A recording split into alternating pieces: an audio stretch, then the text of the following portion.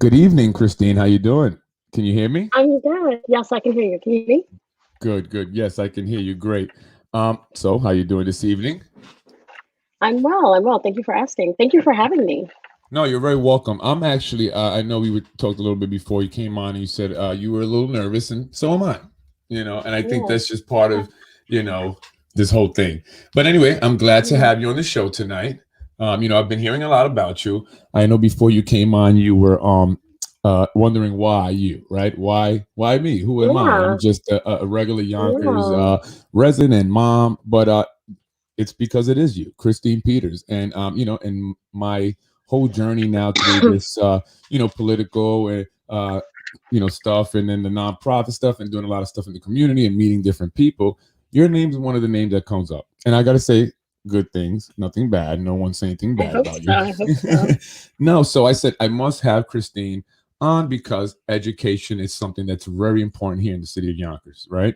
And it's I, often talked about when politicians are talking, right? And many people in the community. So I wanted to have you on because I thought you were important. So, Christine, again, welcome to the show. And I just, for people who didn't hear me in the beginning, Christine Peters is one of the founding members of Yonkers Parents Seeking Solutions, a coalition that is formed together, has over about 500 members, correct?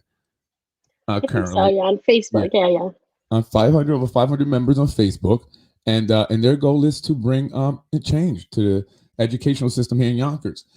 They want to improve the quality of the educational experience for the students of Yonkers. So they've come together and they've been doing some things, and I thought it was important to have Christine on so we can discuss more about the education here in the city of Yonkers and some other things as well. But let's get right into it, Christine.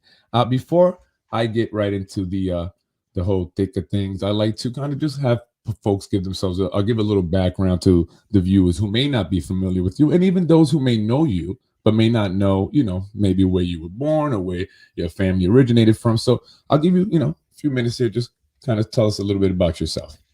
Okay. So I'm Christine Peters. I was born in Chennai, India.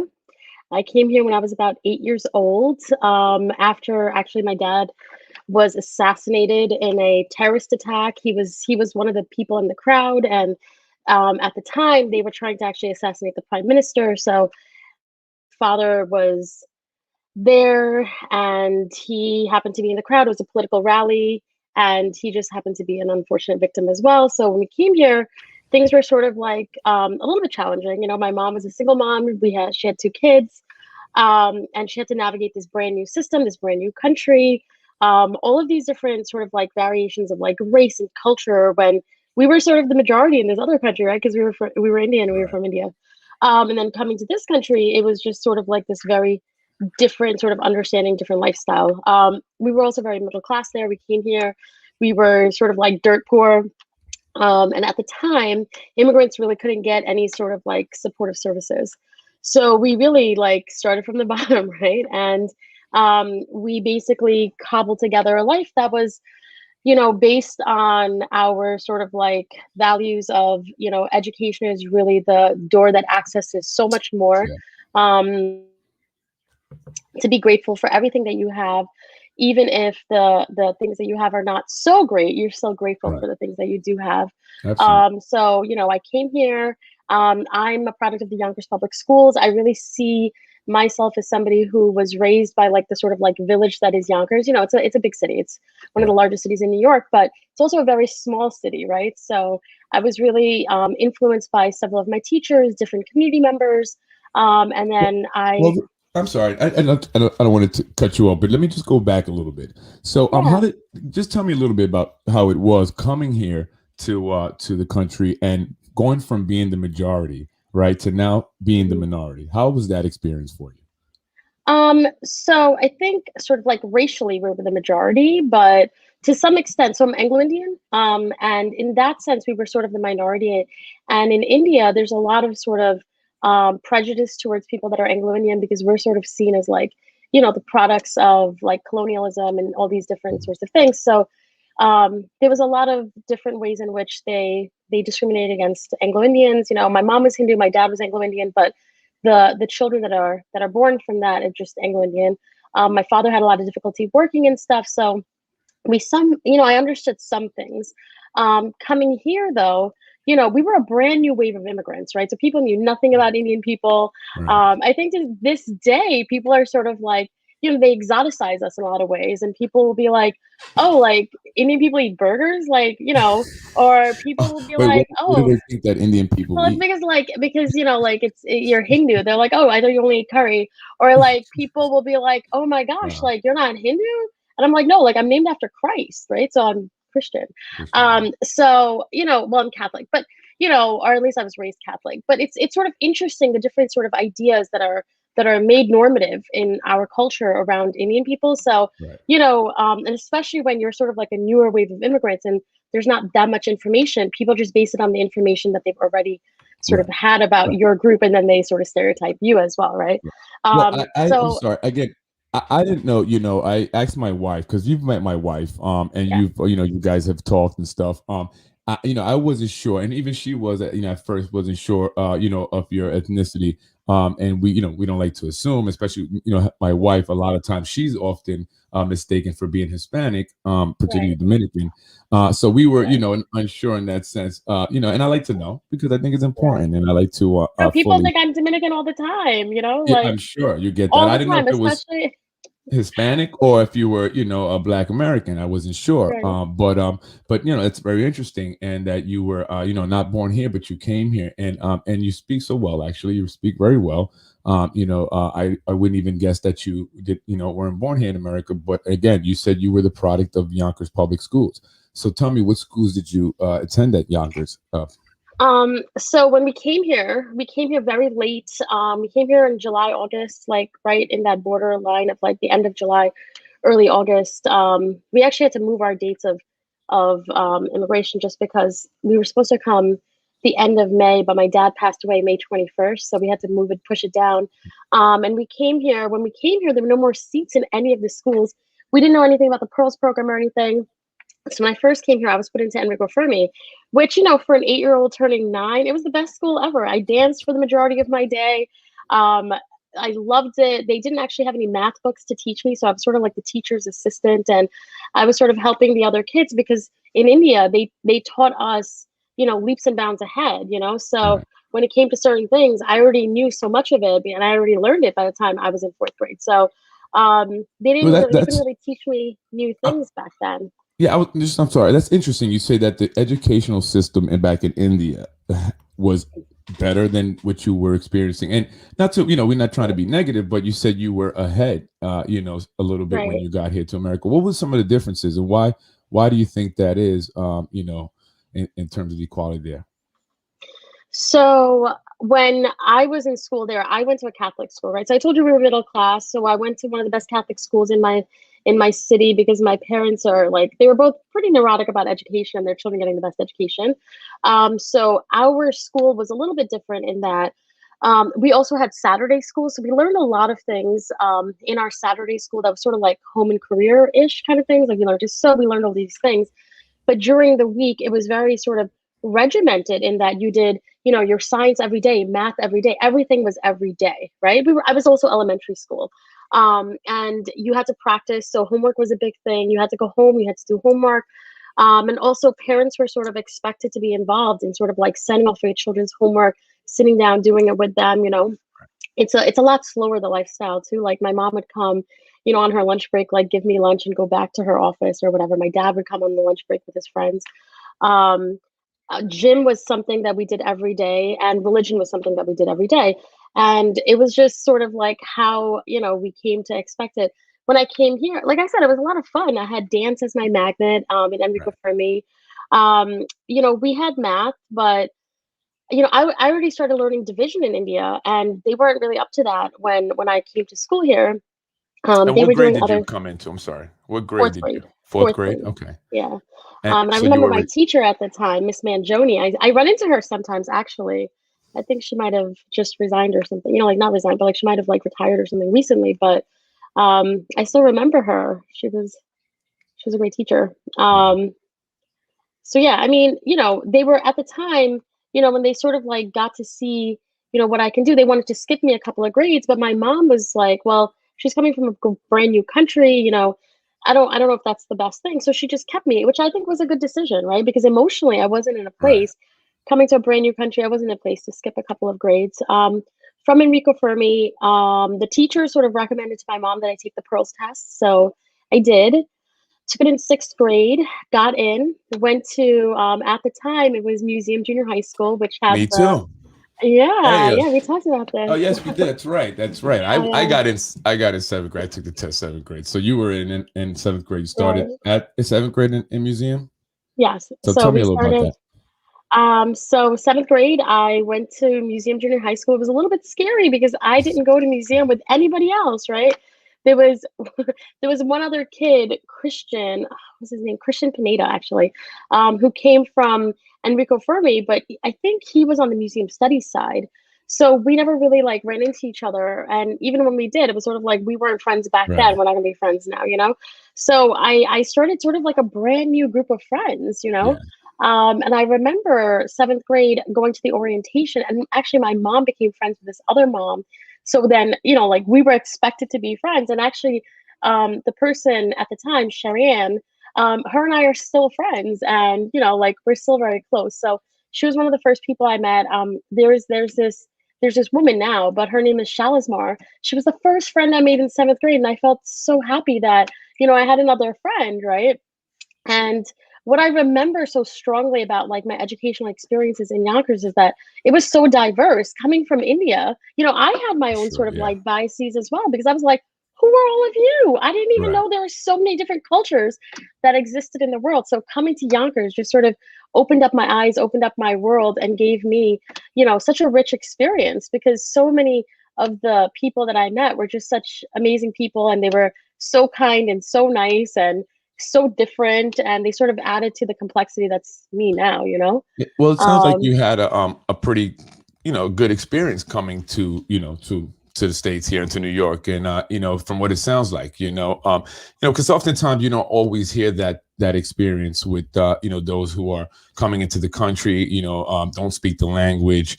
They often find trouble. At least, in my experiences with my family and friends that we know Hispanic and the Hispanic community, they often find, that they have a little bit of trouble, so it's great that you had that experience coming in, and that's probably a lot of why you are who you are today, because I respect who you are, and the way you communicate, I can tell that you're a smart person. I can definitely tell. And you're right. When I was in museum school and I got into the gifted and talented program, as they call it, I didn't get to go in seventh grade because there weren't enough seats. However, I did pass the test.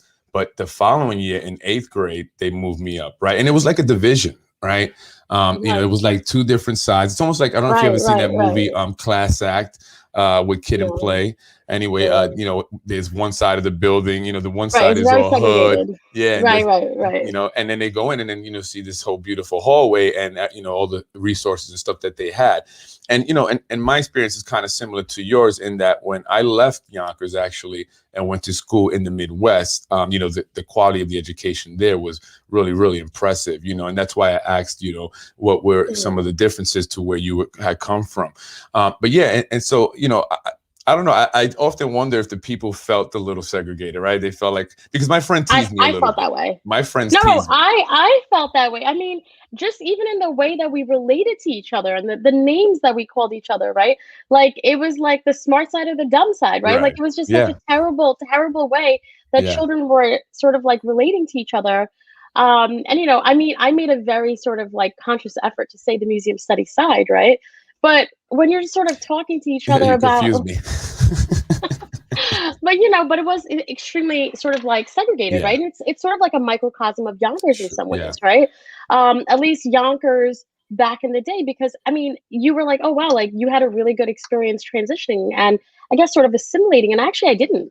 I had a lot of difficulty. I spoke English, Oh, okay. but So you you know, came. Okay. I came here speaking English at the time. I also spoke Tamil. I understood Hindi, but you know, I actively chose to sort of push away from those parts because it felt so different and foreign here.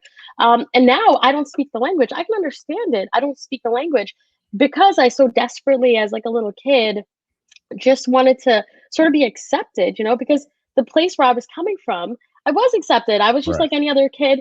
And so I just wanted to experience that sense of normalcy again, you know? Right. And so I did sort of push away a little bit from that Indian culture that I brought here. But no, I actually didn't think that the transition was very good at all. I Okay. was Tell me a little bullied, bit I was about that. teased. Yeah. I mean, you know, it was I had an accent, right? I had like sort of like a British Indian accent. And so I was different. I also was different in that, you know, I already knew all of this math. So I was sort of like the teacher's pet in some way. You know, I was this brand new kid who came in like fourth grade. And, you know, it was a completely different culture. So I had a lot of difficulty even just like eating food in the cafeteria because I grew up eating Indian food and I was like, what Right. is this? You know? You didn't And it eat the was like, bonk. They called it the bonk. I don't know if they you did. They did called it they. the bonk. Yeah. You know, the yellow school bus was the cheese. No, I Right. remember all of that. Well, Um, tell me now. I mean, you know, you've one of the founders of the Yonkers Parents Seeking Solutions. right. I want to ask you a little bit why you know you felt the need, or maybe it wasn't a need, you just wanted to you know maybe get more involved. The reason behind the coalition, you know, and putting it together. Just a quick background, and maybe is there a difference from the way school was then to it is now, and is that why you felt maybe the need to create the coalition? So, you know, I went to Saunders, right? So for high school. So after museum, there was no, you know, high school that was like a gifted and talented anything back Mm, then. I went to Saunders, and all I knew is that I was with some of my best friends. We had access to like AP classes. Our teachers were great. They were invested in us. We had all these different resources and these opportunities because I didn't know any different, right? Um, since then, you know, I graduated, I went to Binghamton, and then from Binghamton, I went to NYU, came back, I sort of made my life here, raising my daughter here. And I think really what started all of this is when the shutdown happened. You know, my daughter's in Pearls right now. You know, so she got in. I knew about the test, so I was one of those lucky people had the privilege of knowing about it. You know, because I grew up in the system. So I was like, she's gonna right. take that test. She got in. Um, but, you know, when the shutdown happened, I sort of reached out. Actually, I reached out to the PTA first, the PTA president first, because I was like, oh, parents have a vehicle to advocate, right? It's the PTA. So when I reached out to the PTA, I didn't really find them to be very responsive. So I was asking a lot of questions, and they were like, yes, yes, we're going to advocate. And it was with a bunch of other parents, actually. And actually, the response that we got was like, well, thank you for your suggestions. We'll keep that in mind. And I was like, suggestions? Oh no, I'm sorry, you misunderstood. I was asking questions and I would like some accountability, right? So I really didn't feel like my needs were being met in the parent level, right? As a student, I didn't know any better. All of my needs were really met because I didn't know what needs I had, right? Right. I didn't know about these other schools that had, you know, so many different resources that were just literally my neighboring schools. I didn't know that they took them on college trips. I didn't know about all of these different things where they were able to access like internships early on, you know, based on their parents' networks and all of these different things, right? And you're So talking about the different schools within the school system. Is that what you're referring to? no, so I'm Okay. talking about our neighboring like cities, right? So Oh, like I I see. went Neighboring to cities, not neighboring school. schools. I got you. Okay. Right, right. So I went to school with a lot of the kids that were surrounding us from Long Island, whatever, because I went to Binghamton. So there was a lot of Right. like neighboring, you know, I got you. and Yeah. coming back to Yonkers and like raising my daughter here, I think I really just sort of realized, wow, you know, we have a lot of resources, but we don't have the same types of resources to support students in the way Right. that, and more importantly, supporting parents to better understand what the students' needs are, right? What their children are like, you know, like whoever they're the guardian for, what Right. their needs are and how Well, to what support their needs. what was And some of the you know needs that you felt may not have been being addressed that you suggested, or what were some of your suggestions, I should say, that you made initially to the PTA, or correct? so let me go back to the shutdown, right? So what happened was my daughter had no interaction with her teacher at all. Okay. So then we were like, wait, what's going on here? There are some classes where the teachers are teaching them via like Zoom or something, you know, even if it's like 20, 30 minutes, right? My personal experience was I reached out to the teacher and I was like, hey, can you give me a checklist? And she was like, no. Go back to the app that we gave you. And I was like, but this is not helping. It was super confusing. I was home. I was still working because I was an essential worker. Because at the time I worked for Senator Shelley Mayer. So, you know, I was trying to do that. because there were all these different people who had all these different needs that they had as well. I was trying to get my daughter some kind of education because I didn't want her to lose like a whole, Right. year or whatever, half a year. And I was sort of going a little bit crazy, and I just didn't feel supported in any way from the teacher side. I reached I'm out. sorry, not to cut you. I just want to ask, now that, some of the issues that you were having, I guess, with the complexities with the app, or maybe not fully understanding, and that's a valid point, because a lot of parents, were having issues with some of the platforms, and which is why we were there with our remote learning center. We were able to help out. But did you find that, well, obviously we saw some parents having some difficulty, but did you also find that other parents, or did you communicate with other parents to see if Right. they were also So having similar, issues So in I there? did. So, I have friends who had children in other schools, and I also had other friends who were in that specific classroom and within the grade in Pearls, right? So then I started texting other moms and dads, being like, hey, am I the crazy person here? And they're like, yeah, no, none of us knows what's going on. So then I created a checklist and I sent it out. I created sort of like a social hour for the kids where we just sort of did like an hour of like the kids checking in. We all did like an art project because I really thought that the kids needed to interact with each other. They were stuck Right. with us. God help them. Their Right. parents 24/7 too. Like as much as we were stuck with them, they were God stuck help with us parents us. too. Right. God help us parents. But really, like, think Right. about it. They were going from having friendships and having space to now just being stuck with their parents who are Right. constantly like telling them what to do, right? And also their teachers. So that whole And just the social component, social, aspect of right, it, that just in social general, I component of think it was, for missed. everybody, it was Right. overwhelming. So what happened was I created these different sort of like substructures to help the kids within the grade. Then so I had a friend, Lucia, who was in a different school, and she was like, yeah, like, I don't know what's going on. Like, our kids have these assignments. We don't know how it's going to be graded. We don't really know what to expect. My daughter was also learning like math through Common Core, and I couldn't fully teaching her the wrong things. Like, I'm telling you, it was bad. Yeah. Okay. And I was sort of like, give me some direction on what I'm supposed to be Right. doing. I wanted to teach my daughter some stuff. I didn't know like what the syllabus was. I was like, share some stuff with me. Um, and then the teacher really, like she had a lot going on too. I get it. When I called the assistant principal to be like, somebody needs to help me here, she was sort of like, well, look, you know what? I get it. You have a lot of needs. We're trying to make sure that there's like milk and food to some of these families that don't have Right. anything. And I was like, what are you talking about? So, then I put together a list of like different pantries and stuff for these families because I was like, okay, well, that's the priority clearly. So I put together a list and I gave that to the assistant principal. But who I am, I was like, oh no, we can't do this. So then I emailed sort of the PTA to say, hey, help me. We can't have this happen in September, and I don't see this going away anytime soon, right? I was like, and also for the rest of the school year, we need some help. So Well, when so I let me just go back. So you suggested, you presented a list to the school of the assistant principal at first, or someone in school, for the pantry, a list of pantries to present to the families that didn't need, yeah, okay, and yeah, yeah. they didn't want to distribute the list. Is that No, what no, they did. They oh, distributed okay. lists. I worked with the social worker of the school. I'm sorry, I must be confusing. I'm all over the place, right? No, I worked with them to get their like the families who had needs Right. that were Oh, like that was more awesome though. immediate. Like like that was something that that's not something that we need to go back and forth on. That just Right. needed to get done. We got it done. I got you. Um, but then there were like the rest of us that sort of were like, okay, but let's get back to the educational needs of our children. Okay, like we need to like figure out how we're going to address this, Right. and we want to plan right for September. But we also want answers to why this is this way so that we can better plan because we knew it was not going away, right? So we were just like, look, this is not going away. There's no vaccine, there's nothing. This is going to sort of continue because this is going and it's going to be problematic. So at the time, Lucia and I, a couple other parents, we reached out to Rob Rios because he was the president at the time. They Okay. couldn't have the elections or anything because because of the shutdown. And just the responses. I mean, I can share the emails with you if you want. Like it was just sort of like, what are you talking about? This is not how you handle this situation, right? Right.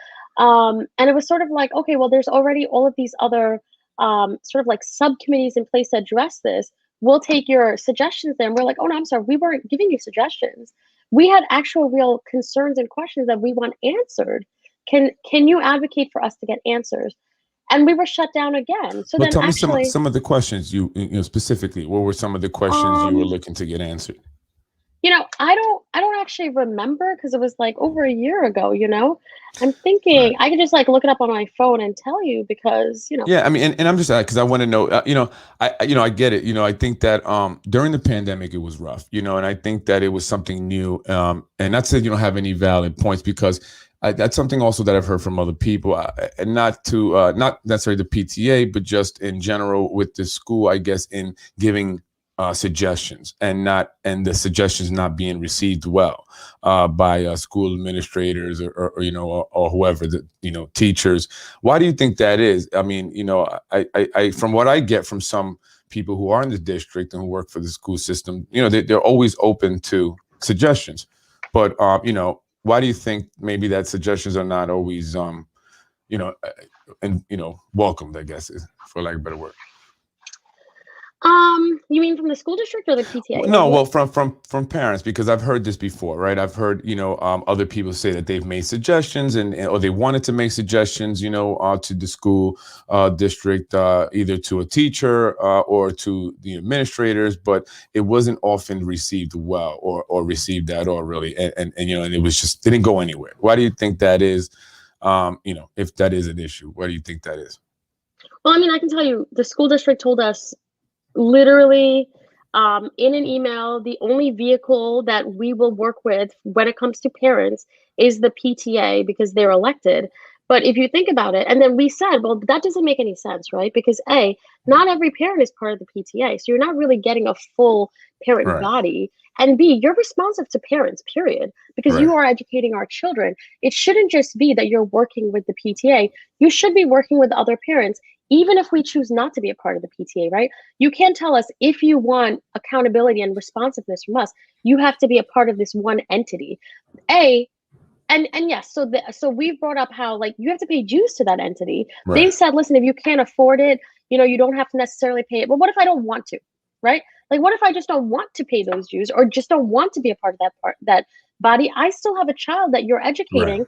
You should still partner with me as a parent. So that's just one piece, right? Yeah, I get that. That makes sense. I happen to be a part of the PTA. Like I've always sort of like been a part of the PTA, and I've always sort of like worked with the PTA in whatever capacity. But honestly, and how has that been? I mean, working in the past, working with the PTA, how's it been? Has it been a good like experience?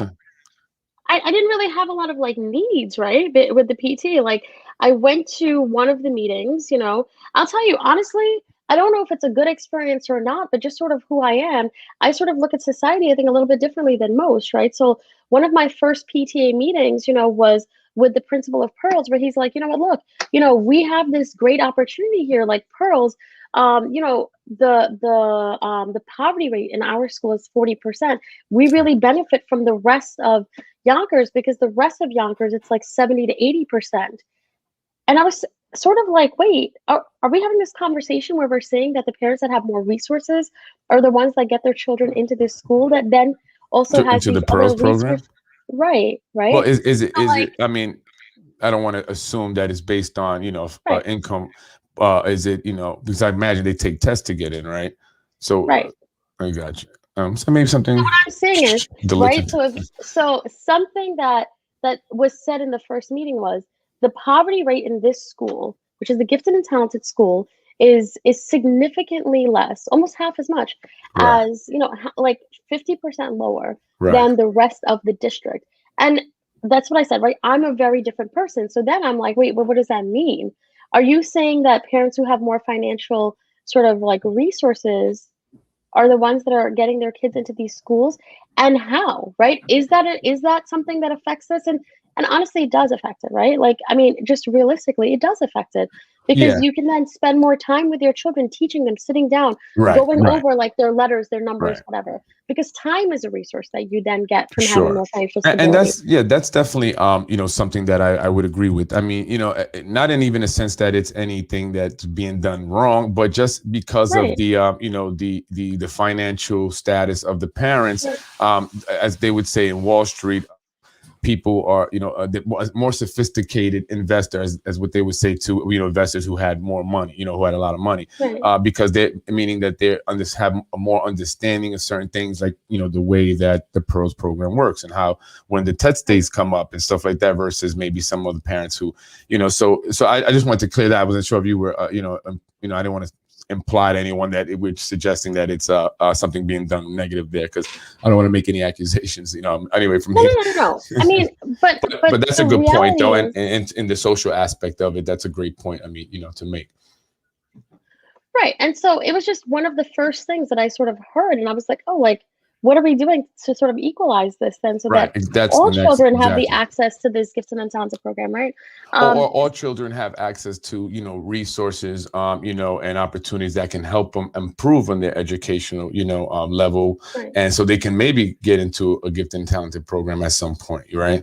So, right. Be kind of a proactive. No, not against, I'm just, kind of adding. No, you know what it is? Yeah, no, absolutely. I'll tell you. So I'm one of those people that I'm like, every child is gifted and talented. You have to find and support and nurture what they're gifted and talented in, right? Sure. My personal belief, right? But I work with children on the spectrum, and I've worked with children like almost my whole entire life. So for me to sort of craft this view is right. based on my interactions with children, right? And I genuinely think that, if you nurture every child based on the ways in which they need nurturing, you're going to see them turn into superstars, right? Sure. And so I guess that's sort of what my concern was. Like, look, I don't know if we're necessarily nurturing the children in the way that they need to be nurtured, and their needs and their education is being nurtured in that way. So then, because we sort of had this I sort of had this difficult time, so did a couple of my friends. We're like, you know what? I wonder if other parents had a difficult time. Let's all organize together and figure out how we can, fix this. So we put out this, so originally we weren't like, let's form a coalition, right? Originally we were like, let's get a support group for me and, other parents, because I need support. So it originally started off with, am I crazy, or are there other people out here who experienced a lot of these challenges too? Yeah, no, I mean, I think the pandemic brought on a lot of, unique challenges that, were not, haven't been seen before. And so, schools were kind of caught off guard, a lot of school districts. So I will, to be fair to the school districts, and because I've also, have my critiques or whatever. So I like to, say, to be fair, there were challenges, that they faced that were unique. Right. And also going back to what you said, I also worked in schools for students with special needs. I did that for 8 years, actually. So I do understand that, each child has their own unique talents, and each child is definitely special. And I think that's something that also has been talked about in the way that, kids are taught, right? It's kind of a cookie cutter, one size fits all. And either you get this or you just get left behind, right? And then so you have to almost be forced to learn that way. But like you said, not every child learns the same way. And like me, I'm a visual learner, right? You haven't put a book in front of me, and I'm probably not going to do as good in the test as if I can actually touch, the stuff. So it's another point that I think needs to be highlighted and really needs to be looked at, and maybe, thought about more. Right. So, I mean, this all started off really as a support group. And then as we heard different parents' experiences and different parents' needs and all of these different things, we're like, oh no, there's a lot going on here that we need to sort of get together and advocate for. Right. So Carolyn at the time, so we weren't even close before the pandemic. We just happened to she happened to see a post of mine or something, and she was like, are you okay? And so that's how we even started talking, really. And then she was like, you know what, Christine, if you want to do this, I'm going to help you. And it was a little bit tricky at the time because I was working for the chair of the education committee, right? So me putting out here in Yonkers. Oh, so I worked for State Senator Shelley Mayer. Right. She was the chair level. of the Senate, right? She was the chair of the education committee on the Senate level. And so it was. Did you try to reach out to one of them? I mean, I just at the state level, I think that, yeah. Okay. How did that go? So I reached out to Senator May. I mean, it wasn't about reaching out to her, right? I was crying in meetings that were, So then you have a really close relationship with her. Meetings. So, yeah. I've known Shelley for a long time, and I first met her because of her kids. Actually, I met her children first, so I've known her for a very long time, for over a decade. So it's something where I was sort of like, I'm so frustrated, I don't know what to do. And she was sort of like, everybody's in the same boat. It's difficult for the schools too, because she understood all the different sides. Right. Here's the thing though, right? I'm experiencing it from like having my kid here. And education is so important in my family, right? So I was kind of like, wait a second, like what's going on? And then there were other parents as well who were sort of like, what is going on? This is just, there's no communication, we're not understanding. There was just there was no communication really. Like that was the biggest part of the issue. Right. And then when we tried to communicate, it was kind of like, oh, thanks, but like sort of like know your place. And it was kind of like, wait a second, but our place is as your partner. What's going on? Well, and so I think, I'm just want to ask, who, what do you mean? Who said know your place? Well, so what happened was originally I had sent an email to the superintendent to sort of be like, hey, listen. And then the head of the school, oh my God, the principal called me. Okay. And he was sort of like, oh, like, why didn't you reach out to me? And I was like, I did. I spoke to the assistant principal. My needs weren't being met. And how this works is you keep bumping it up each level. So I kept bumping it up, and then I got pushed back down. So the superintendent reached out to the principal, and then the principal called me, and it was like, well, how can we address this? I was like, I already told everybody how you can help me address this. Right. You didn't help me address it. I then created the solution. So I'm trying to make sure that this doesn't happen again, right? Like I said, I needed a list. I waited a few weeks. That didn't happen. I said I needed help figuring out this Common Core. I was told to go to YouTube. And then I went to YouTube, like really and truly. You were told to go to YouTube? Right. And so I was kind of like, well, I don't know which video on YouTube. It was like a whole thing. Like it was I did learn how to cook on YouTube. I will say that. No, but like, look, I already know how to cook, right? So I didn't need that at the time. And at the time, I was quite confused. I was quite frustrated. And I just wanted to teach my daughter the right way. You know what I taught her? Taught her how to carry over and borrow. That's what I taught my daughter, because I was like, you know what? It's not all working for me. And I said, why don't you tell me what video on YouTube to watch so I could learn? Like at least give me the right video. Otherwise I'm like, and I don't really watch YouTube, right? I'm just like gonna go down this like rabbit hole of craziness. So then anyway, then we got the parents together, and then we're like, wow, there are a lot of issues going on here. So then more and more parents started coming, because we were like, well, how do we get together, partner with the school to problem solve? And it was great. The meetings, like people were coming on. They were sort of like sharing their different experiences. And actually, Carmen, who's the president, came on to one of the meetings. She's like, we need a parent bill of rights. And I was like, Carmen, that is so smart. We do need that, right? And I was sort of like, look, yeah, like we did need that. Carmen Goodstein, the president of the PTA now. So I could fully shout her out, right? So she came to one of the meetings. She had brought that up. And since then, I know that council president Mike Cater also brought that same exact idea up in his sort of like meeting where he created that special committee for special education. So then he also said something very similar, right? But that all being said, realistically, like it's the state level that governs the schools, right? And the trustees, right? So we were sort of like, look, we need a partnership with everybody so that we can make some stuff really happen. And Carolyn, at the time, I was still working, so I couldn't attend, because I always worked like 2 to 3 jobs. So I was working, I couldn't attend, but Carolyn was advocating for us to get technology, get the computers. This is not going away. The kids need access to computers because they can't access their education online. And we knew that from the shutdown in March, because there were all these children that they just couldn't even reach out to. So we're like, at least if you get computers, the kids can access their education. We'll try and figure some stuff out and work with you as well.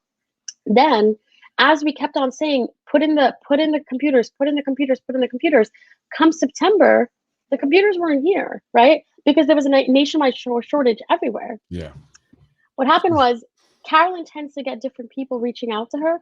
She's sort of like this channel for contacts or something. Yeah. And then yeah, and like, so people were like, yeah, no, Yonkers Public Schools hasn't even begun to like order anything. And we were like, what? So then I think it was an issue of a budget issue, I think, on that, or they were talking about it for a while, and they didn't have the money, and I think they ultimately bonded for for some more laptops, right? Is that correct? Is that what Right, happened. right, Yeah. right. So like it was a budget issue because they didn't prioritize that during the budget. And at the time, I think actually Councilmember Breen was like, I think we should look into these computers because the Right. shutdown happened. My memory is not like so great, but during the budget season, it was during COVID. Right. So I think for the most part, the council members knew that this is going to be an ongoing problem.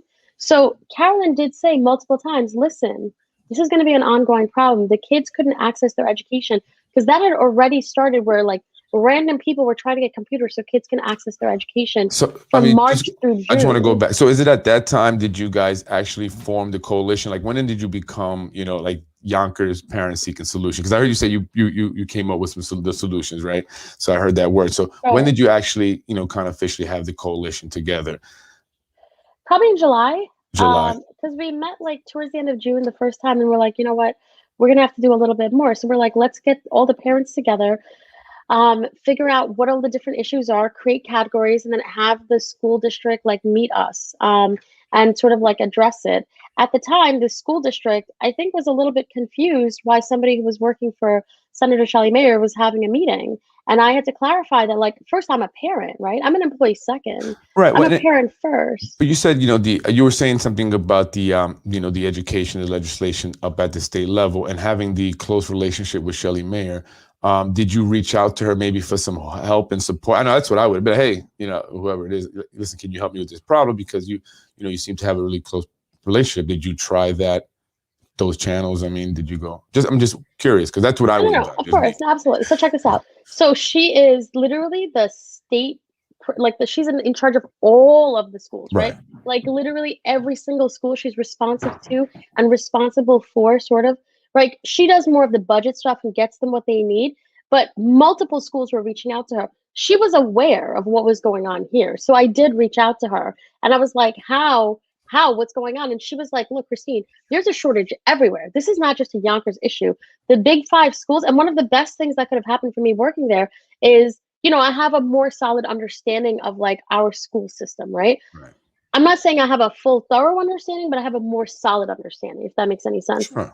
So did I reach out to her? Yes. So Georgia, Georgia Ashuta, who's the chair of that committee, she was somebody who sort of like helped me better understand a lot of things. And she's like, look, Dr. Quesada is doing the best that he can, but I was kind of like, right, but like they're not responding to me, right? Like that's nice that you guys all know that from your end. And part of this hierarchy is that you're the ones that fund the schools. So I'm glad that the top of the hierarchy knows what's going on. But me, the parent, who seemed like I was somehow at the bottom of the hierarchy, didn't know what was going on. And quite frankly, I shouldn't just get information based on my job role, right? So it was sort of like, okay, look, there's this whole group of parents. Can you answer our questions? That's what it really came down to.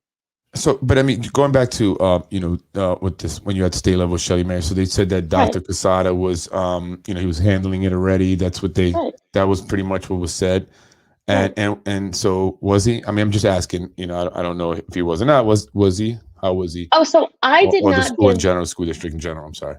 Right. So I thought it was a conflict of interest to go to my employer and ask my employer specific questions having to do with my school district when she was the Senate chair, right? So that was a personal thing on me where I was like, there's a little bit of a conflict of interest because I'm her employee and I'm going to have insider information that other people wouldn't necessarily get unless they were her employee. Right. So I went to the source who was the superintendent of schools and the president of the board, invited everybody to come to a meeting with all the parents, right? And I was like, look, we're going to have a Zoom meeting. Like all these parents have all these concerns. Come and answer our questions.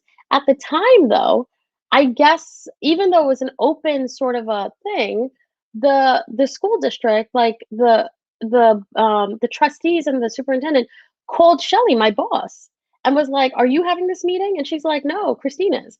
And they were like, "Oh, well, what's going on?" And every time I had a meeting, they called Shelley.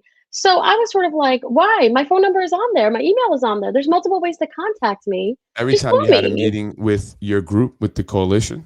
Right. I got you. Okay. My like it was sort of like for clarification, but I was like, just call me for clarification. I'm pretty nice, right? Like you see me here, I'm pretty open. I'll you ask me a question, I'll answer your questions, right? So I was like, look, people can just call me.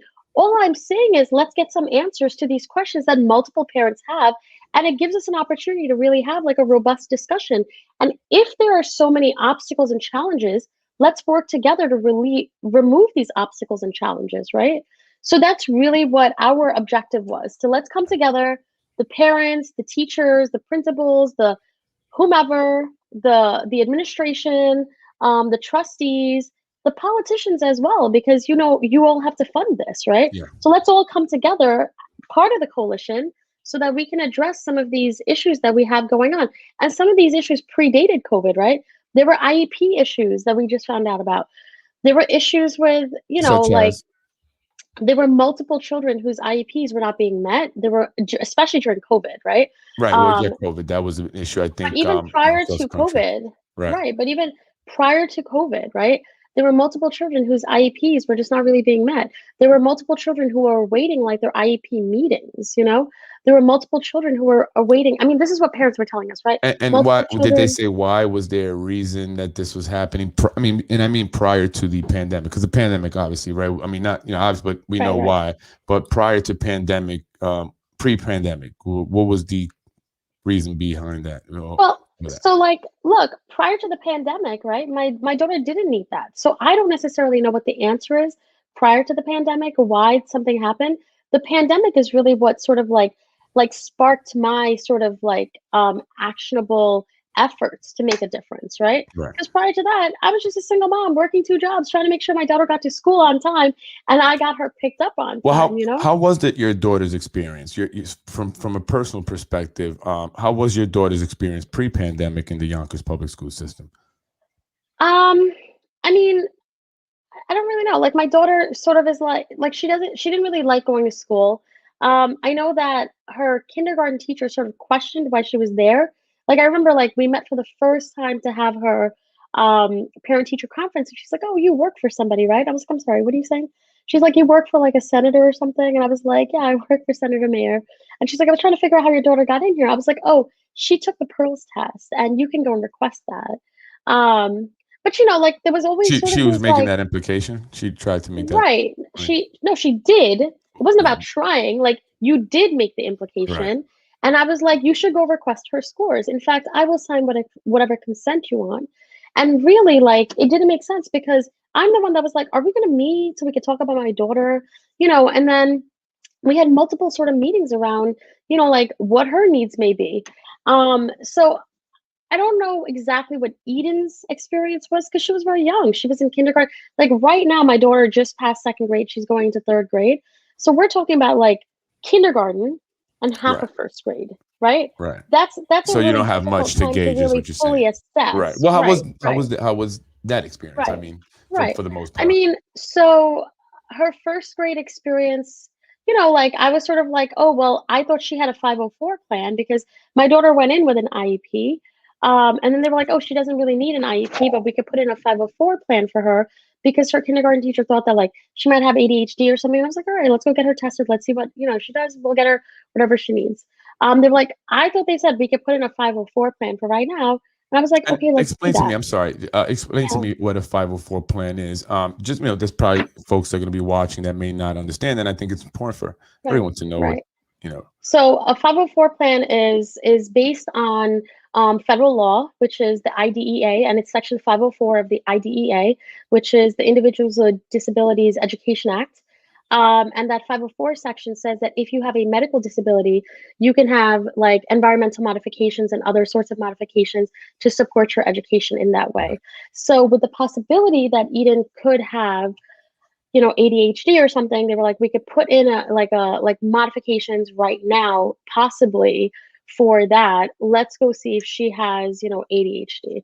But she, they were like, we can make some modifications in the environment. So she can sit on the outside, she can stand up, she can have like time and a half, like different things that could support her in her needs. I thought I was saying yes, she could have that. They were saying no, we never had a formal 504 plan, right? But what happened was in first grade, when I spoke to the teacher, I was like, hey, because the teacher said, she sort of gets distracted and she needs to go to a separate area in order to take her test. I was like, oh, I think she has a 504 plan. Are you guys following it? The teacher then said to me, yes. So I just assumed yes. Okay. And she was like, you might want to get her like a band that she could put on her chair so she could bounce it. I was like, should we request that from the school? She's like, it'll just be quicker if you can afford to get it. Just get it. I was like, all right, fine. Ordered on Amazon. It came in, Amazon Prime, whatever. Put it on her, and then the shutdown happened, right? She was like, oh, get this little seat that she could sit down and wiggle on, whatever. Fine. So this whole time I'm thinking she has a 504 plan. It's being followed because the teacher said, sure, we're following it. Right. And then the shutdown happened. And then I was like, wait, what's going on here? Then I found out actually she doesn't have that in second grade. Because then when I followed up with her teacher now, I was like, look, I don't know how this is going to work out with distance learning, but she supposedly has this 504 plan. The second grade teacher then said to me, no, she doesn't. I don't know what you're talking about. I then reached out to the school, psychologist, who was wonderful, Dr. Grace. And she sort of helped me navigate through this whole system. So I could see how people get sort of lost in the sauce if you don't understand these systems. Is there some documentation or something that they should have given you, or you should have had to, that states that she's in this program and for sure? I mean, I don't understand how there could be confusion, and if there was confusion, then maybe you can explain that where the confusion lies, so maybe that can be addressed and it doesn't happen, because I think it's important, right, to know whether or not you actually have the services that are being recommended to you. Right. So in the meeting, when we left the meeting, we had not formalized any document because realistically, I didn't know if a 504 plan gets that document or not. I then found that out in second grade when they're like, oh, you would have had a follow-up meeting where an official 504 would have been put into place, right? The only thing that I knew about was the IEP process because I got an IEP before she went to school.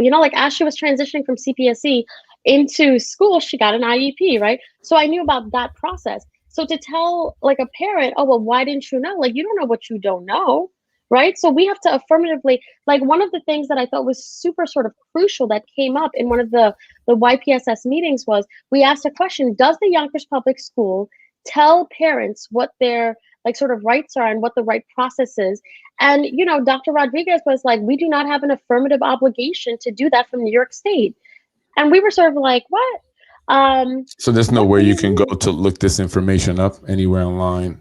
Right. And it's not, I think maybe, if, this, it should happen, right? Maybe I think it would help. So what he was saying is we don't have an affirmative obligation, but we do our best to sort of help guide parents, like to tell them what they have to do or something. But I think what happens is oftentimes because we're such a large district, a lot of things get lost in the sauce, kind of, things just get lost in the sauce, I think. And parents don't know what they don't know. Like I found out literally 2 years later and I was like, what? This is crazy. I started the process. I then followed up. I did a lot of my own research, asked around, and I'm pretty resourceful, right? I'm also somebody that's going to harass you, especially when it comes to my child. When it comes to me, I won't. But when it comes to my child and her education, I'm going to keep on harassing you. Like, did you get this done? When can I see it? What, Yeah. And I think that every parent has that. No, every parent doesn't have that. And I think that's one of the things my wife will say and agree with is that, and she says all the time, the parents that make the most noise, their kids get, the most attention, right? The squeaky wheel gets the oil. And so it's all about advocating for your parents, because if they know you're going to come, and even when I worked in a school, right, we knew the parents that would show up right to the school. So that child kind of got passes on things. They even got away with stuff that they probably shouldn't have gotten away with because they just did not want that parent in the office. And I worked at a private separate, school. But, that was kind of something. So, I'm a person that, I grew up very poor and, now, thank God I do my thing a little bit now. But, a lot of that came from when I, being responsible. Right. So when it clicked for me in life was when I realized I needed to, be responsible and hold accountability. And I have to go out there and get it. It's not going to fall on my lap. So, and I just want to say also, and parents that are watching, it's very important that you advocate for your children.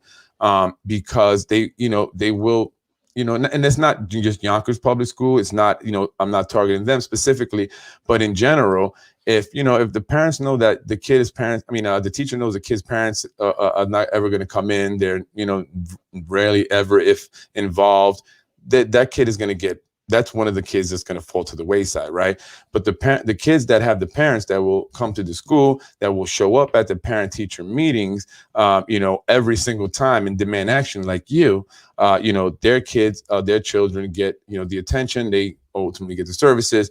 And yeah, there are things that need to be changed, and sometimes parents have to advocate, a little too much, I think, for things that should already be, in place, right? And things that they should be already there for the parents and teachers, and even like an open line of communication where parents and can, make suggestions or communicate with the school directly and not have to go through a PTA or any other organization, right? So yeah, I just want to add one last thing. So sure. As we talk about, why were some of these IEPs sort of not met? Why were some of these, so one of the things that is in the budget document was this like ratios, right? Sorry, my dog. No, that's okay. But one of these things is like these ratios, like one social worker to every like 1,862 kids and all of these different things. Right. And so actually I was part of this like startup organization that was trying to do free and reduced cost services for children. So I connected the Yonkers Public Schools and this organization, and I'm not really sure what happened when we connected. They were like, oh, actually though, we have a partnership with like WJCS and all of these other sort of, Right. not-for-profits. And it's sort of like, okay, well, if you have those relationships, why don't we advocate for them to do some of the assessments then as well, right? Like some of it is just sort of like logical processing where you're sort of frustrated, where you're like, all right, I see for the budget document you have this, but if you have these other relationships, then why isn't it moving forward where the children's and it might be sort of like an issue where like you can only do it with internalized people, right? Where it has to be somebody who's part of the union, part of the staff, blah, blah, blah. But if you see, like realistically, that's not necessarily a thing, because if children miss services, they get compensatory services and they go outside of the school district for the compensatory services. Right. So, some of it is just frustrating, I think. Yeah, it sounds like it's just disorganized. Right. That's what it sounds like. A lot of it is just about having it organized and having someone, be accountable for these things and take suggestions from. And that's why I was asking you about how to go with the suggestions, because I've heard this from other people before who have made suggestions and, to teachers or to the principal of the school, and it just was not received well. It starts from the top down, I think, right? Because we've made suggestions to the district, and that wasn't received well either. Right. So it's sort of like the culture, I think, that's just bought into.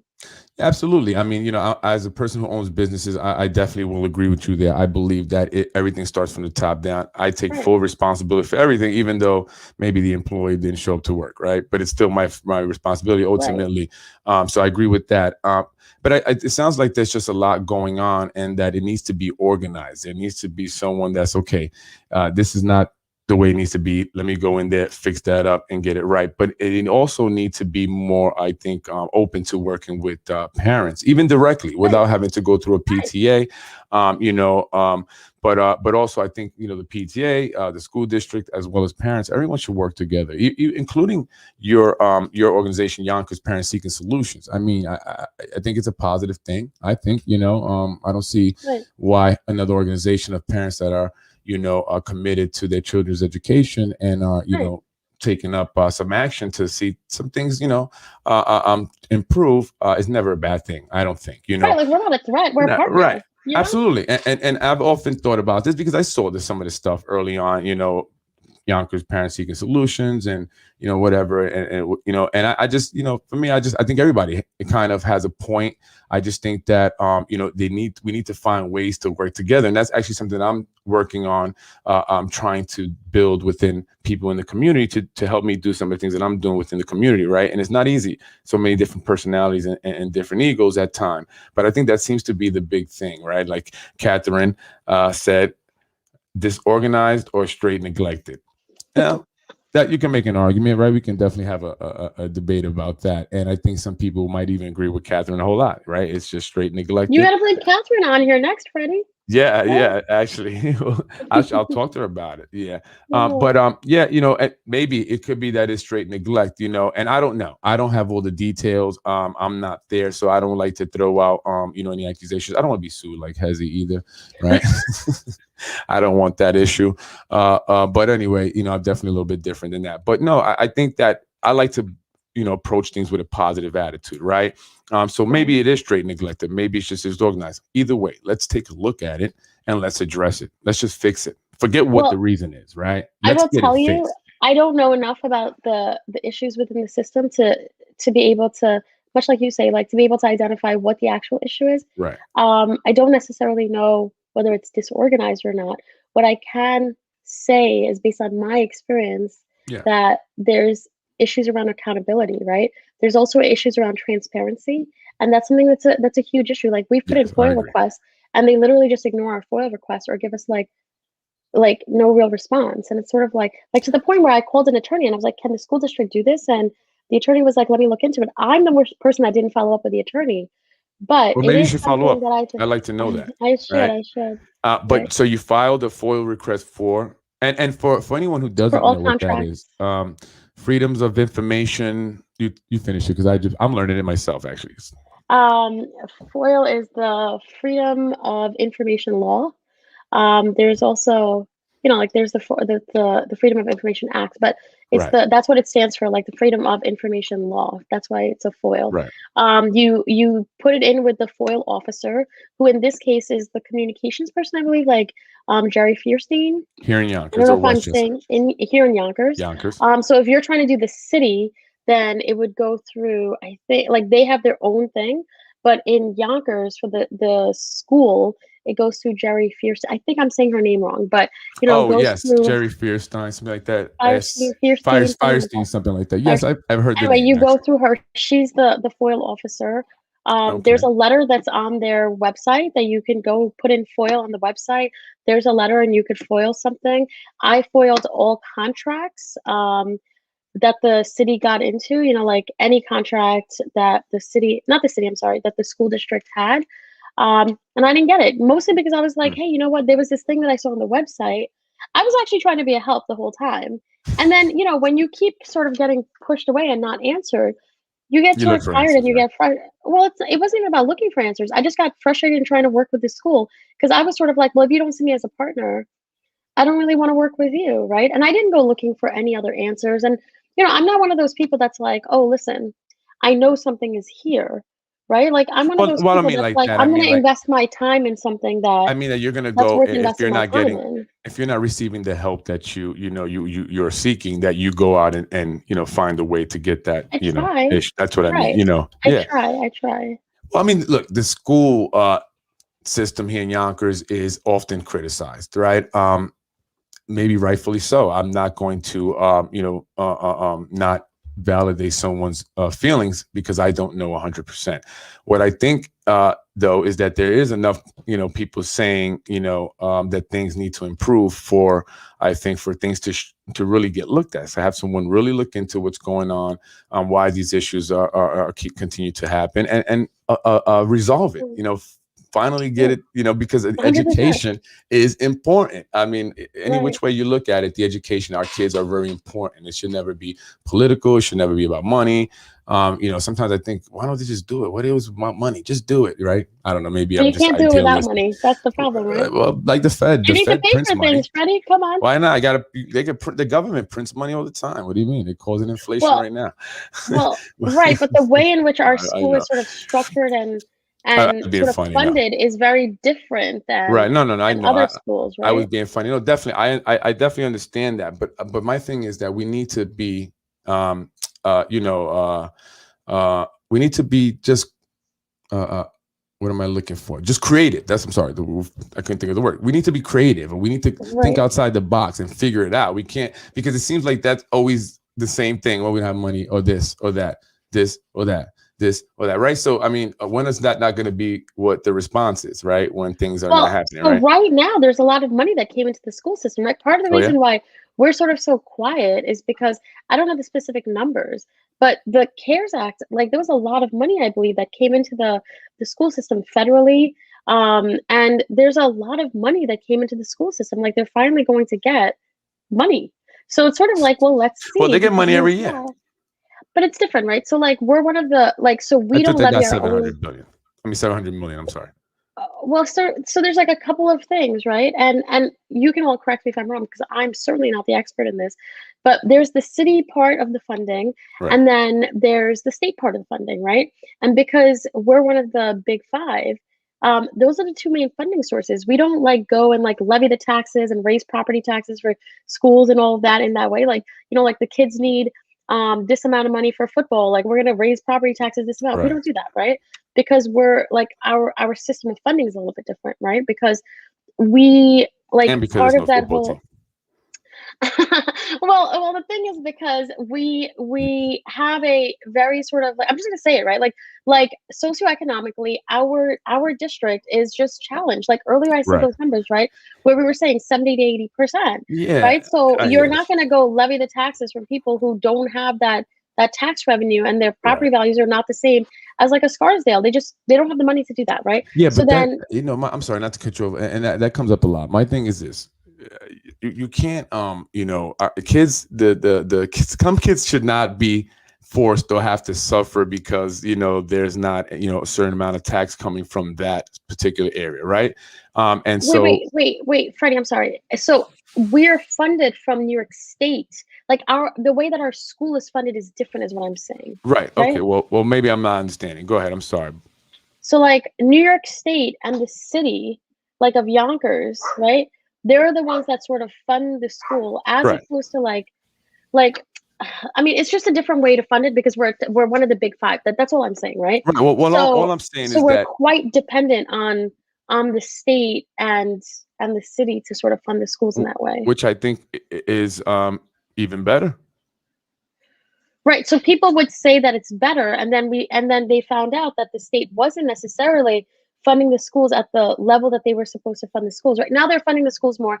Like I said, we'll see what happens with all this money Right. that's there. But like even when you sort of infuse money into a system, you're not going to necessarily see the sort of outcomes until you do a study down the line, Right. right? Like you're not going to see it right away. Right. Money's not just going to change it right away, but that seems to Right. be like the rebuttal why is this not happening? Why is this? Why money, Right. We don't have money, funding right? for So that's just, psychologists. We don't have funding for resources. We don't have well, funding for they did get whatever. some more money for social workers Right recently. So now. Right. That's what I'm saying. I have to shout that out always, Right. Right. but yeah, but it just seems like money is what is always said to be the problem. We don't have enough money. We don't have, so all I'm saying, maybe I'm just stupid because I think it's that simple, which I think it is. I mean, why can't we just get the money? I mean, the state should be able to get the money from the federal government. I mean, they get money for a lot of other things. I mean, you know what I'm saying? They figure it out is what I'm saying. However you get the money, however the money Yeah. is sourced from, and however, just get the money. Right. We should create equality within the schools. You should not be, it should be, especially within a school district, where you have inequality within that one school district. Because I hear about the certain schools like the Charo, that just sticks in my head because the Charo, people talk about that. People want to get their children into the Charo, right? Because it's, I guess better school, they have more resources. But why?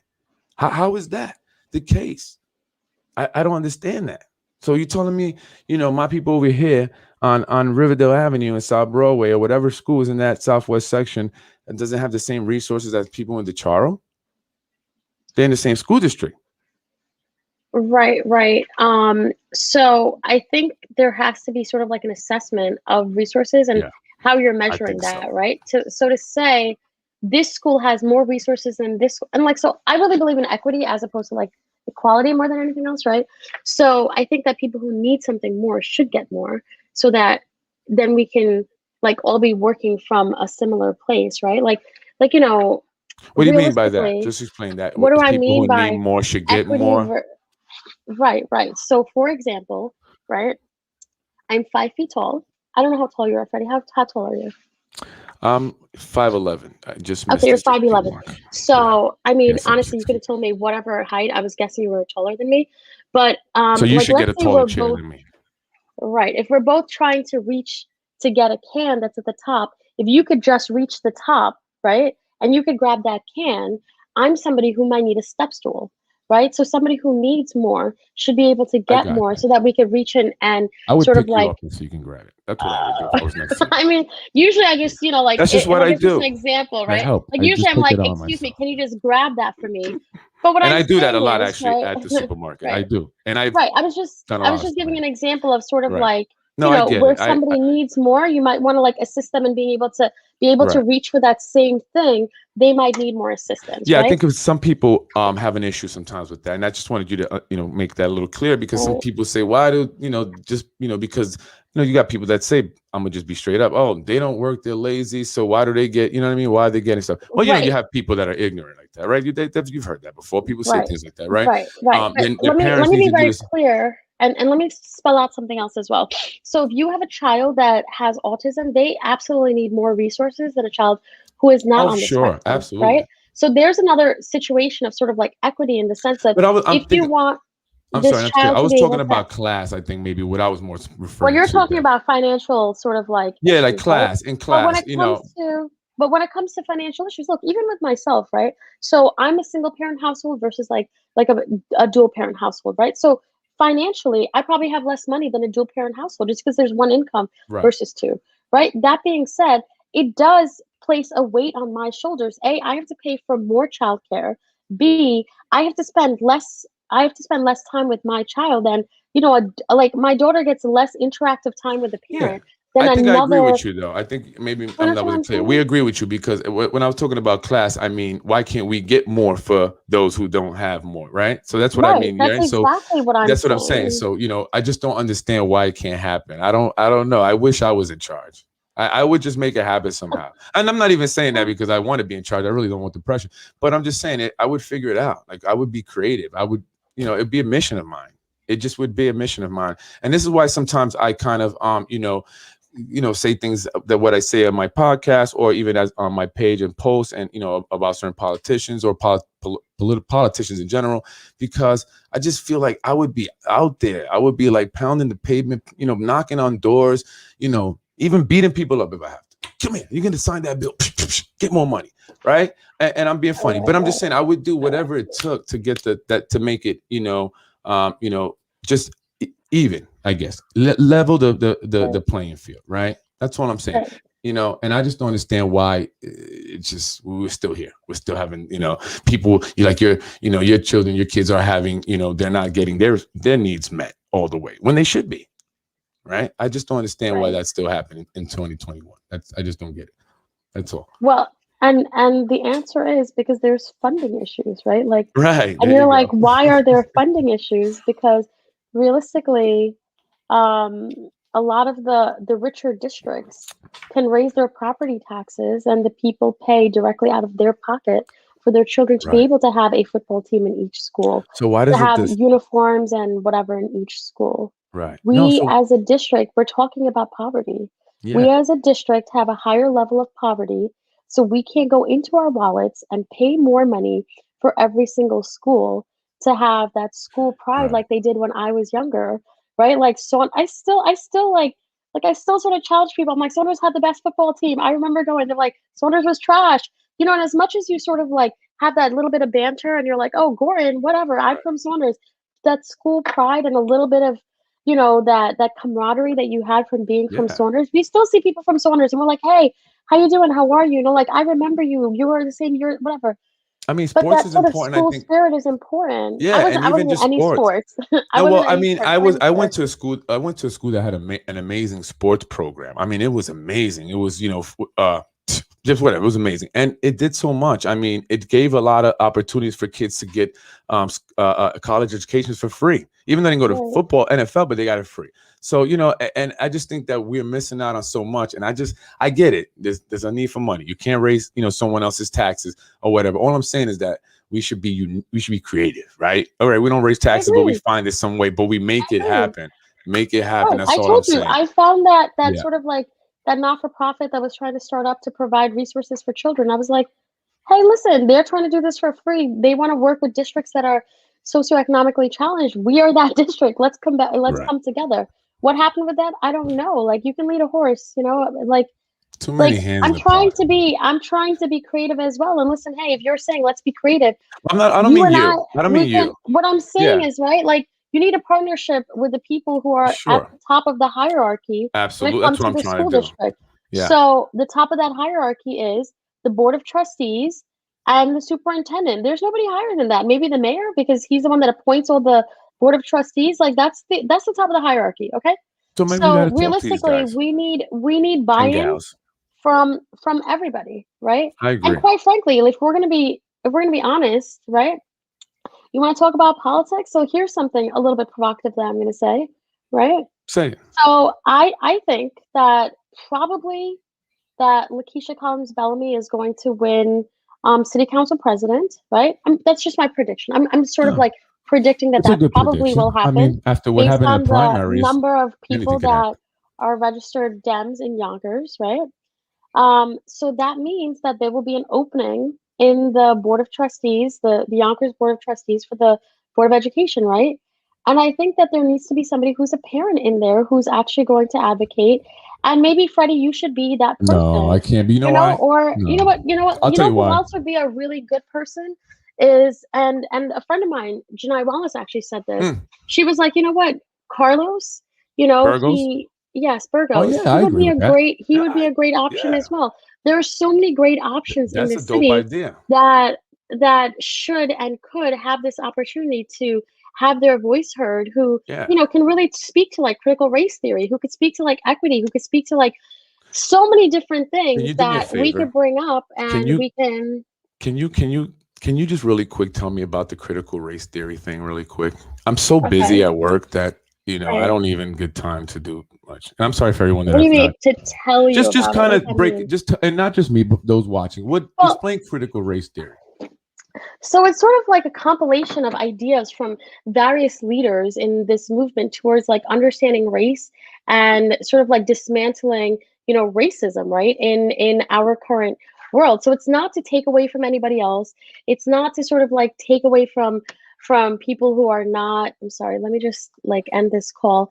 It's not to take away from anybody else. It's not to like create a hierarchy. It's to Right. dismantle hierarchy and to create equality, basically, right? So there's various contributing people who have spoken to it. I mean, so like when Do, I was in college, right, like I was reading Audre Lorde, and for me that was something. So for the first time ever, she was talking about how you cannot extract her being a woman and her race. It was the first time where I read something where I was like, that's so interesting that somebody's saying this, right? Because that's true. I feel this way. But there's no way to sort of say, like, what is society interacting with when it comes to me? Is society interacting with my race, or is society interacting with my gender? They're one and the same for me and who I am and how the world experiences me, right? The world immediately sees me, and you see my gender, may not know what my race is, as you said, or my ethnicity, right. but you're immediately interacting with me in that way, right? So when people talk about this, and they're talking about like really listening to the voices so that we can deconstruct racism, right? We're not trying, like, people are not saying, listen, take anything away. It's But do saying, you think that it let's might create. be uh provoking more racism? No, I don't. And I say that because I've seen the arguments, and look, some people are feeling neglected, right? And you can make the argument and say, well, they've been the majority, so they've, it is what it, but I think that what it does is well, some people, what they've said, it feels like it starts to really like show, hey, he's white, he's black, he's brown, like you're starting to like point out the difference. And so for some people, they're actually thinking about race more, right? And maybe for some Mhm. other groups, they're starting to have some resentment because of it. So rather than improving the race relations, you're actually increasing or perpetuating them, or creating future racist, because these some of the kids that were going to school had to felt isolated now, or felt like they were, because I heard one student in particular, he was a white student, and he felt that when they first came to school and they started to talk about this, he felt that now I was being made to be like a bad guy for being white, you know what I mean? And look, I'm not picking a side, I'm just playing devil's advocate, because and that's even something I've told myself, because if some people seem to be getting upset with it, so is it perpetuating more hate, you know what I mean? Like, is it Right. My personal improving? opinion. Because I look at you as just Christine Peters. When I engage you, Right, right, right, I don't, and right. I do that with her. I'm not looking. I'm, yeah, of course we think about it, and I think more because of race is just more in the media and stuff. But You actually thought genuinely, about it though, and so did your wife, and you were like, we don't right, know right, how to right, categorize yeah, her. yeah. Right, you But it said that to wasn't me it. when we opened this up. Yeah, We don't I know how to did. Yeah, categorize her, because right? why people are gonna wonder, because race is Absolutely. isn't a thing. But me That's my personally, point. I genuinely just engage people by whoever they are, their Right. personality, right? So, and I think maybe we should, I don't know, maybe we should kind of focus on that kind of let's talk about the human being race, right? The Right. human No, race, but like, and so I don't listen, know. I just think that was just something I well, was saying. no, look, the human race is the human race, right? Like that's one thing. What I'm saying, however, is though people have interactions with society, and I'm not saying that people who are Caucasian don't have like challenges and difficulties. That's not what I'm saying at all.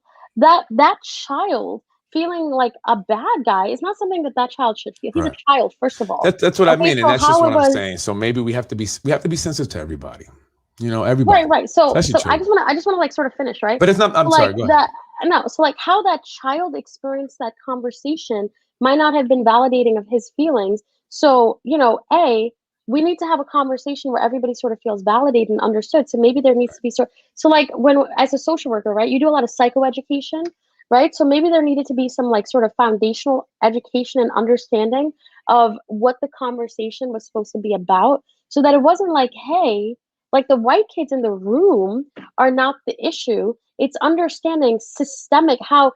multiple There you go. systems based Yeah. on like legislation and politics and community and like like not-for-profits and like religion and all of these various systems, right? Education, politics, um the prison system, labor systems, all of these different, and those are just a couple of examples that I'm Right. giving you, right?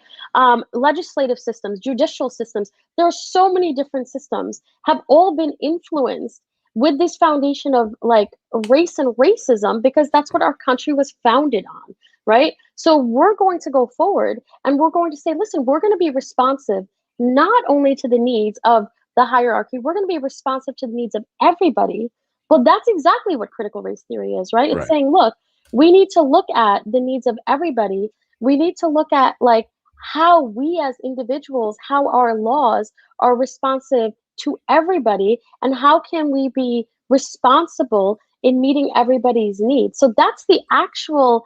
I mean, maybe it's not understood in that way, and maybe my Yeah, I understanding mean, from is what not some the of the people have best. been saying, maybe, white students have been saying they feel like they're, being singled out now they think about race more. Now they, when they look at their black friend, they look at the color now. So I don't know if it's having a positive effect. I don't know. I don't have all the answers. I really, don't know. I just know that Are what you I do telling me know. that they did not see their color before? I like, you know Well, what? that's I what have they a say. I personal don't know. thing. Look, I don't know. Right. I have a That's what they personal say. thing when somebody is like, "Oh my God, Christine, I didn't see your color," and I'm like, "I'm sorry.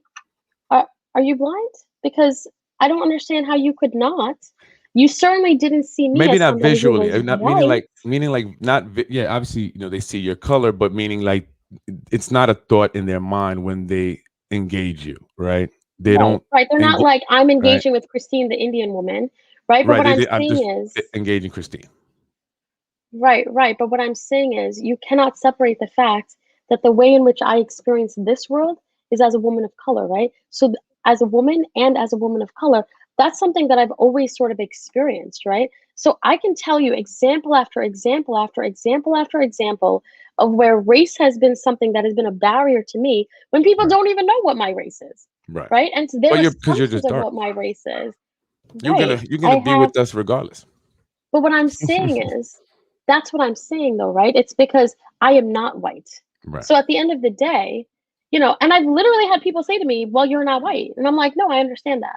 So what are you saying to me, What do you right? mean? Why did Outside they of say like that? clubs or whatever, like I'll tell you, like back in the day, I don't know if I should say this on the, but back in the day, Say One whatever. Yeah. Oak used to, I was going to club, but back in the day, One Oak used to be a very like hard door to get into. Yeah. A friend of mine, he was coming down. He had bottle service. I was outside waiting with another friend of mine because we were all meeting up. We hadn't seen each other in a while. And literally, the bouncers were letting in these underage girls. And I was like, listen, what is going on here? And he basically was like, oh, we have a certain clientele we have to let in. And I was like, what clientele do you have to let in? Underage girls? What are you doing to those girls that you're letting them in? Because, at the time I Right. was like 24, 25 or something. And they were like, well, it's not about them being underage. We try not to let in underage girls, but like there's a certain clientele. And I was like, what is the clientele exactly? Right. So then I asked the guy, I was like, are you saying it's because I'm not white? And he was like, come on, you know what it is. Hmm. And I was like, you're Asian. And you, the bouncer, you're black. Like, why would you all subscribe to this? You know why? And he was like, well, The it's my same job. the same reason why I see everyone subscribing to it in business. because at the end of the day, what matters most and what's ultimately important is class. It's not about race, to me anyway. I've had people, be So, racist so towards me. let me be very clear, Yeah. right? Because at the end of the day, Now I'm gonna probably get a lot of flack for that. But anyway, go ahead.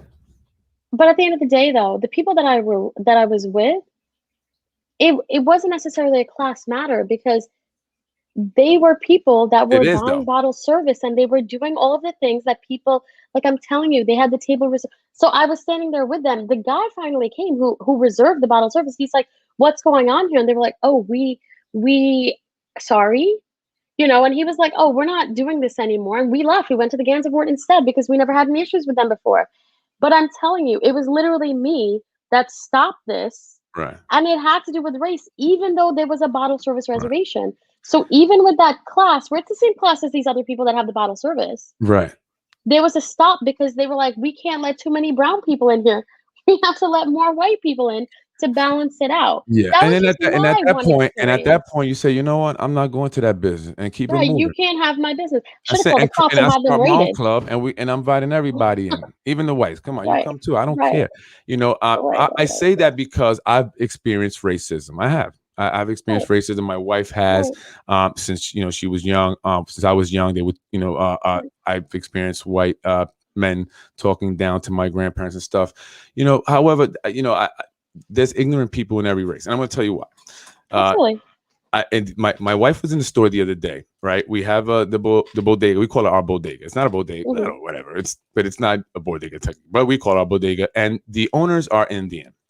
Hmm. Okay. And excuse me if I don't know this, but the gentleman, and I believe it's the father, he has the traditional what do you call it? I don't want to say it wrong. On the forehead, he has the red, Right, right, yeah, marking on yeah, the religious yeah, red mark in the forehead, right? okay, So there's a black man behind my wife, and he's attending to someone else in front of my wife. And so I guess he wasn't moving fast enough. And the black gentleman says, and I am, and please forgive me if I say it, and I'm not trying to offend anyone. I just want to tell you what to say. He said, "Hey, red dot, what's taking you so long?" And my wife was mhm, appalled. My wife was I'm glad I wasn't right, there because I would have said right, something. I have, right, and it just further proves my point that ignorant people come in all shades and colors, and I sure. think that we do so much focusing on that we actually cause more division, between us, rather than bring us more together. We have to accept that there's ignorant people, right?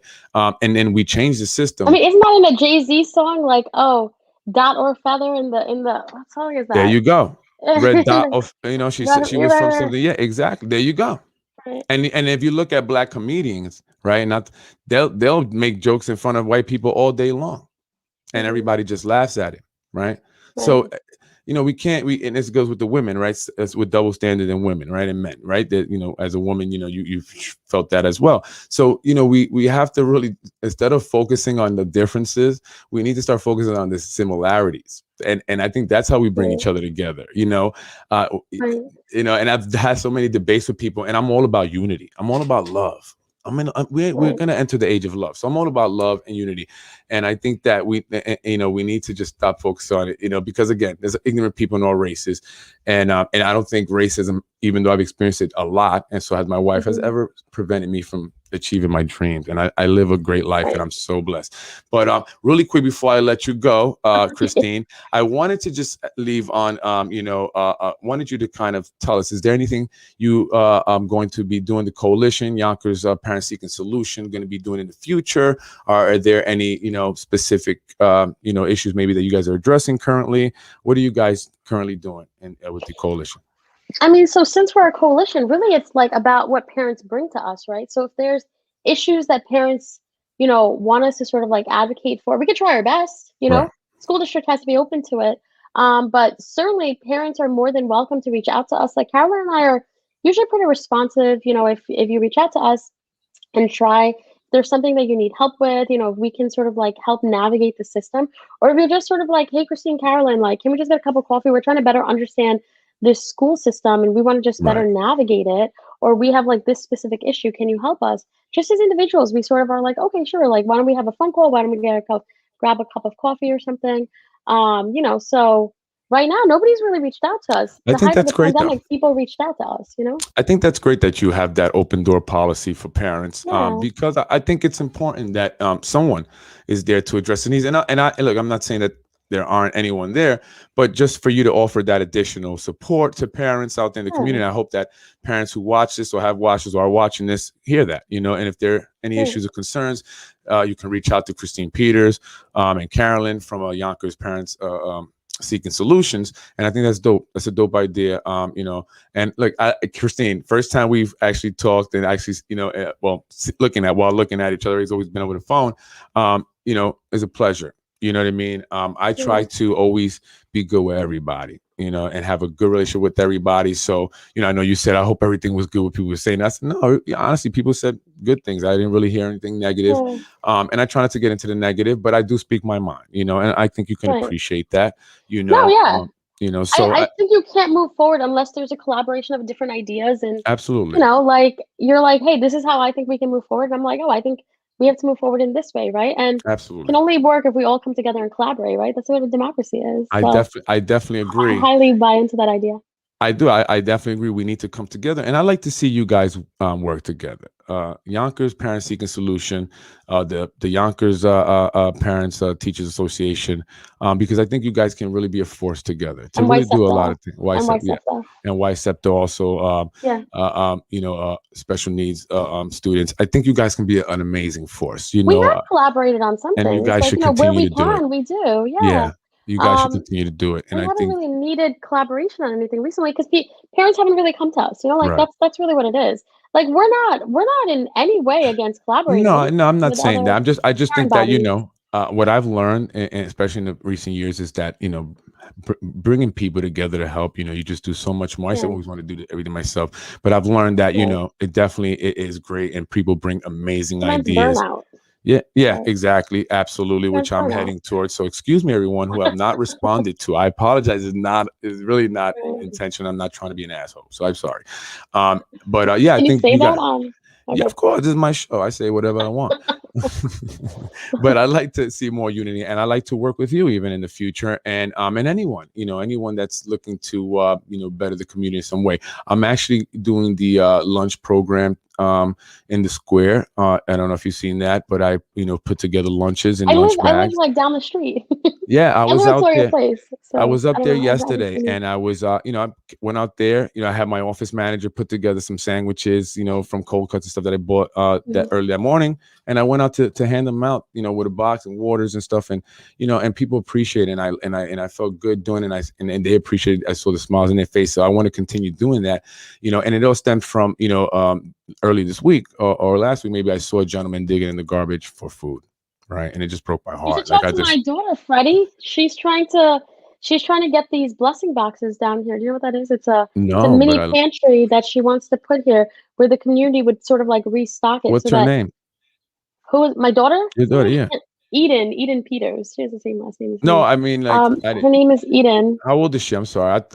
She's 8. She's 8. Oh, 8. Wait, that's what I'm Yeah, yeah, confused yeah. because I'm like, I thought you had Yeah. younger daughters. I didn't know your daughter was, she's 8 years old, but that's amazing for 8 years old. I was Right. thinking She's someone that she's was like very 20 something. philanthropic. That's why I Yeah, was like, no, wait a no. minute, She's who are you very talking about? philanthropic. No, that's dope. Um, She's more than welcome. I do the stuff out of the center there and I put everything together. So, I think unity is definitely what we need to focus on. So let's build together okay. and say hi to Eden Okay. for me. You can say hi to her. I'm gonna tell her to come here. Come here, Eden. She can't hear anything. Here, I'm gonna give her this. We Yeah. have to go. I didn't Yeah, realize it was I'm gonna this end it up late. here. I'm She gonna has to end it go here. I to didn't realize either. say hello. Come here. Say I'm gonna hello. Look. Here's my daughter, Hi, Eden. Eden. And then Hello. you're Are you my gonna come daughter. help me? Are you gonna come help me? Yeah. Feed some people that are in need. I would love for you to come. I would definitely Who are welcome food you and insecure. appreciate it. I'm sorry.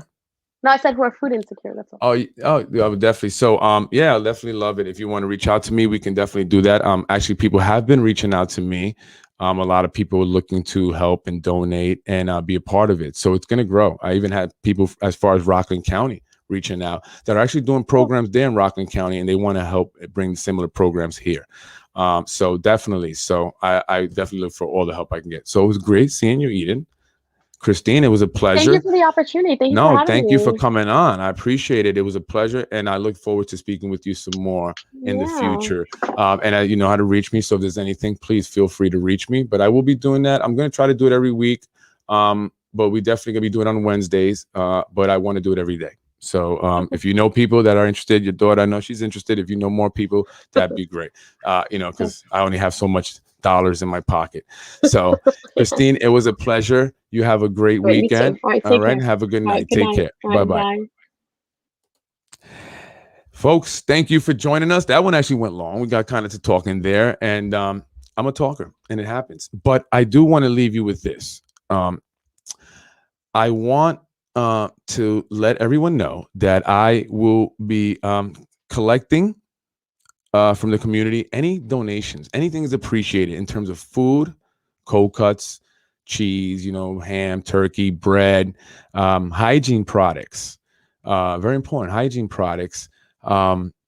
Water, fruits. I like to, you know, give out some apples, bananas as well. And I'm not being picky when I say this, but I you know, if possible, if it can be as fresh as possible, in the event that we get, you know, a lot of food and you know, and we have to store some of it, I don't want it to go bad. Right. So I, you know, want to be able to give it out the following day and do this as many days as possible throughout the week. So I wanted to put that out there. So it's called Feed the Need. Right, we feed the need, and it's not just hunger. There are a lot of needs out there in our community and in this world, you know. But we're here in Yonkers, so feed the need. And I'm starting with the lunch program that I'm doing, and I started in Getty Square, but I like to expand throughout the city. So if you know anyone or you in particular would like to be a part of what I'm doing, please reach out to me. You can email me at Vazquez. That's my wife's email. AVAZQUEZ at pushworldwide.org. Pushworldwide.org. That's A Vasquez at pushworldwide.org. Let us know how you would like to help. Everything's appreciated. And we would accept money donations. We're actually looking to set a system in place where you can donate online and you can receive some, you know, documentation, some transparency. We want people to know where their money is going, showing where, you know, how we spend the money. And it's all going to go to feeding and other things for the community, for those that need. So I would appreciate anyone, you know, and everyone that can contribute something. Please reach out to us. A Vasquez at pushworldwide.org. That's our nonprofit. Pushworldwide.org is our nonprofit website also. And you can call my office at 914-467-0597. That's 914-467-0597. Please call the office, leave a message, let me know how you'd like to help. I promise I will get back to you. If I don't get back to you that day, I will get back to you the following day. You know, I just have a bunch of things going on, but I'm really trying to make this happen. So anyone and everyone, I should say, that can come out and be a part of it. Look, you can drop it off. I can come pick it up. I'll distribute it. I'll put it together. I just need the stuff. So I would be great. Please, anyone and everyone. And I know that there have been some people reaching out. I appreciate all those who have reached out. Thank you so much. I'm actually excited because yeah, thank you. Anyway, have a good night, everyone. We'll be back next week. Take care.